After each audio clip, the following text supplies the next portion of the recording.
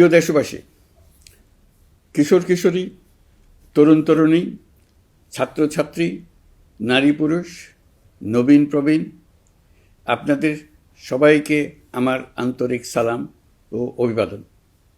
আসসালামু আলাইকুম।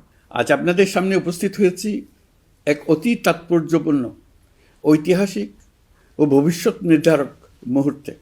আর মাত্র একদিন পরেই সারা দেশে অনুষ্ঠিত হবে ত্রয়োদশ জাতীয় সংসদ নির্বাচন এবং তার সাথে জুলাই জাতীয় সনদের উপর গণভোট।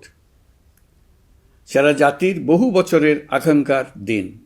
আমি গভীর শ্রদ্ধা ও বিনম্রতার সঙ্গে স্মরণ করছি মহান মুক্তিযুদ্ধ ও জুলাই গণঅভ্যুত্থানের সকল শহীদকে, যাদের রক্তের বিনিময়ে আমরা বাংলাদেশ পেয়েছি এবং স্বৈরাচার বিরোধী দীর্ঘ লড়াই সংগ্রামের সাফল্যের পর আজ আবার গণতান্ত্রিক উত্তরণের যুগ সন্ধিক্ষণে দাঁড়িয়ে আছি।